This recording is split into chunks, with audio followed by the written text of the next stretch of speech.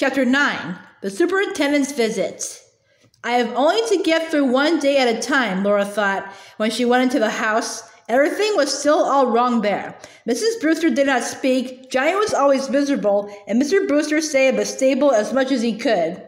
That evening, while she studied, Laura made 4 marks in her notebook for Monday, Tuesday, Wednesday, Thursday. She would mark off one of them every night. When they were gone, there would be only 1 week more. Day after day, the weather grew colder again, but still there was no blizzard. The nights passed quietly, though Laura lay half asleep and woke often. Each evening, she crossed out a mark. It seemed to make time pass more quickly to look forward to crossing out one more day. All Wednesday night, she heard the wind howling and snow beating on the window. She dreaded that there might be no school next day, but in the morning, the sun was shining, though there was no warmth in it. A bitter wind rolled the snow low across the prairie.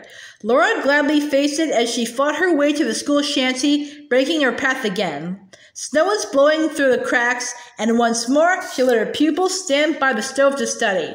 But slowly the red-hot stove warmed the room until at recess, Laura could hardly see her breath when she blew it above Clarence's back seat.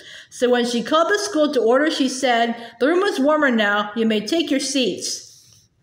They were hardly in their places when a sudden knock sounded on the door. Who could it be, she wondered.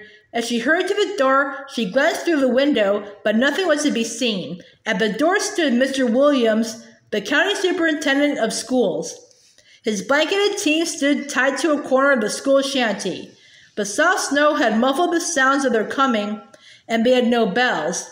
This was the test of Laura's teaching, and how thankful she was that the pupils were in their seats.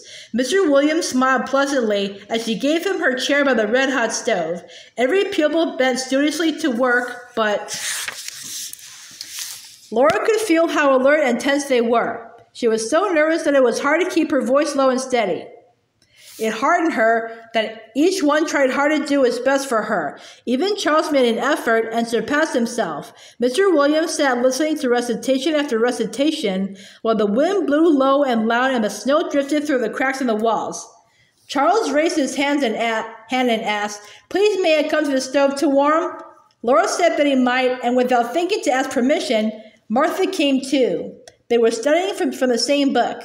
When their hands were warm, they went back to their seat quietly, but without asking permission. It did not speak well for Laura's discipline. Just before noon, Mr. Williams said that he must go. Then Laura must ask him if he wished to speak to the school. "Yes, I do," he answered grimly, and as he rose to his full height of 6 feet, Laura's heart stood still. Desperately, she wondered what she had done that was wrong. With his head nearly touching the ceiling, he stood silent a moment to emphasize what he intended to say. Then he spoke. "Whatever else you do, keep your feet warm." He smiled at them all and again at Laura, and after shaking her hand warmly, he was gone.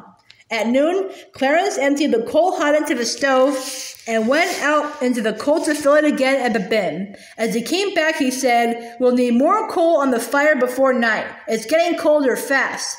They all gathered close to the stove to eat their cold lunches.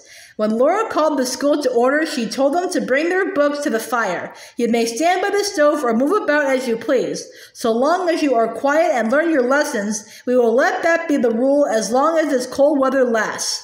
The plan worked well.